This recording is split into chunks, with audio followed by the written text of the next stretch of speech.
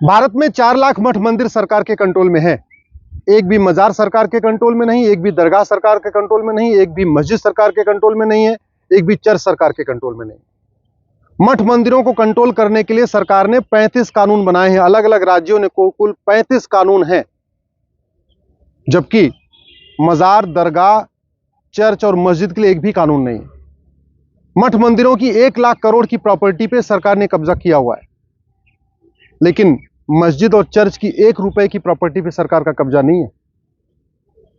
मुंबई में सिद्धि विनायक मंदिर सरकार के कंट्रोल में है, लेकिन हाजी अली की दरगाह सरकार के कंट्रोल में नहीं है। राजस्थान में पुष्कर जी का मंदिर सरकार के कंट्रोल में है, अजमेर शरीफ की दरगाह सरकार के कंट्रोल में नहीं है। कश्मीर में वैष्णो देवी मंदिर सरकार के कंट्रोल में है, हजरत बल की दरगाह सरकार के कंट्रोल में नहीं है। ऐसे पूरे देश में उठा के आप देख लीजिए, जितने प्रमुख मंदिर हैं, जहां ज्यादा श्रद्धालु आते हैं, वहां पे हर जगह सरकार ने कंट्रोल किया हुआ है, क्योंकि जो चढ़ावा आता है वो पॉलिटिकल पार्टियों को जाता है, सरकारी कर्मचारियों को जाता है, बाबू उसमें भी लेते हैं, सांसद विधायक मंत्री भी उसमें लेते हैं। इस मंदिर में जो चढ़ावा आता है उससे पॉलिटिकल पार्टियां अपना जो है खर्चा भी चलाती हैं। ये जो मंदिर में एम्प्लाई होते हैं, यहाँ पॉलिटिकल पार्टियां अपने कार्यकर्ताओं को वहाँ एक एम्प्लाई बना देती हैं। इसका नतीजा ये है कि वास्तव में जो हमारी धार्मिक स्वतंत्रता है, जो मठ मंदिर हमारे कम्युनिकेशन के सेंटर बनने चाहिए थे, जहाँ पे मठ मंदिरों में हमारे एक गौशाला होनी चाहिए, एक वेदशाला होनी चाहिए, एक गुरुकुल होना चाहिए था, एक यज्ञशाला होनी चाहिए, एक व्यायामशाला होनी चाहिए, वो नहीं बना। केवल और केवल मठ मंदिर एक तरीके से सरकारी लूट के अड्डे बन चुके हैं। हमने उसको सुप्रीम कोर्ट में चैलेंज किया हुआ है और हमने यही कहा है कि जब भारत में एक भी चर्च सरकार के कंट्रोल में नहीं है, एक भी मस्जिद सरकार के कंट्रोल में नहीं है, तो ये सारे मठ मंदिर सरकार के कंट्रोल में क्यों हैं? इन सारे कानूनों को खत्म करिए। 18 राज्यों ने कुल 35 कानून बनाया हुआ है। 18 राज्यों ने 35 कानून, जबकि चर्च के लिए किसी एक राज्य ने कानून नहीं बनाया, मस्जिद के लिए किसी एक राज्य ने कानून नहीं बनाया। संविधान का आर्टिकल 26 कहता है सबको अपनी अपने धार्मिक स्थानों के निर्माण का अधिकार है, धार्मिक स्थानों के रखरखाव का अधिकार है, धार्मिक स्थानों को मैनेज करने, मेंटेन करने का अधिकार है, लेकिन हिंदुओं को नहीं है। हिंदू एक तरीके से सेकंड क्लास सिटीजन हो चुके हैं। आज आंध्र प्रदेश का जवाब आया है, जहां पे तिरुपति मंदिर को उसने कंट्रोल किया हुआ है आंध्रा ने, वो छोड़ने के लिए तैयार नहीं। इसी तरीके से तमिलनाडु में बहुत सारे मंदिर हैं सरकार के कंट्रोल में है, सरकार के कंट्रोल में है। तमिलनाडु की सरकार भी उसका विरोध कर रही है, वो भी नहीं मंदिरों को छोड़ना चाहती है। तो सबका निशाना मठ मंदिरों पे है। एक बात जरूर मैं आपको कहना चाहूंगा, ये मठ मंदिर हमारे केवल धार्मिक स्थान नहीं है, केवल आस्था के स्थान नहीं है, ये मठ मंदिर हमारे आध्यात्मिक स्थान है। अगर ये 4 लाख मठ मंदिर सरकार के कंट्रोल से फ्री हो जाए और हर मठ मंदिर में एक गुरुकुल बने, तो 4 लाख नए गुरुकुल बन सकते हैं। 4 लाख मठ मंदिर अगर फ्री हो जाए और हर मठ मंदिर में एक गौशाला बने, तो 4 लाख नई गौशाला बन सकती है। अगर हर मठ मंदिर में एक व्यायामशाला बने, जहां हमारे युवा के व्यायाम करें, तो 4 लाख नई व्यायामशाला बन सकती है। हर मठ मंदिर के पास एक गरीबों के विवाह के लिए एक केंद्र बन जाए, जहां लोग आके विवाह कर सके, तो 4 लाख नए विवाह घर बन सकते हैं। 4 लाख नई यज्ञशाला बन सकती है, जहां लोग सामूहिक रूप से आके यज्ञ कर सकते हैं। 4 लाख नए वहां पे आपके एक तरीके से बैठने और ध्यान करने का स्थान बन सकता है।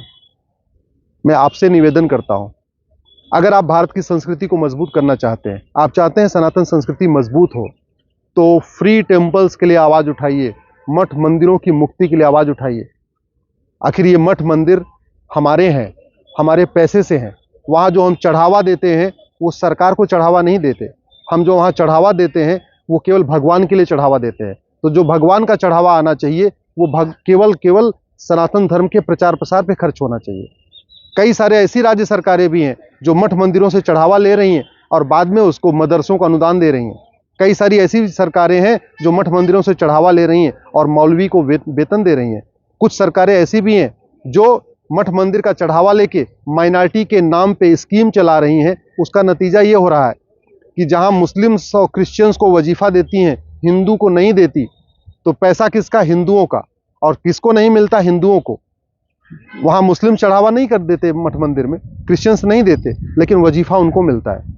और इसके कारण ये जो माइनॉरिटी स्कीम चल रही है मठ मंदिरों के पैसे से, इसके कारण स्टेट स्पॉन्सर्ड कन्वर्जन हो रहा है। स्कूल में पढ़ने वाला एक हिंदू का बच्चा, एक मुस्लिम का, एक क्रिश्चियंस का, हिंदू के बच्चे को वजीफा मिल रहा है, मुस्लिम के बच्चे को, हिंदू के बच्चे को वजीफा नहीं मिलता, मुस्लिम क्रिश्चियंस को मिलता है। तो नतीजा वो गरीब हिंदू अपने रिलीजन के काले में वो भी क्रिश्चियनिटी लिखवा देता है। पैसा किसका? हिंदुओं का। कन्वर्जन किसका हो रहा है? हिंदुओं का।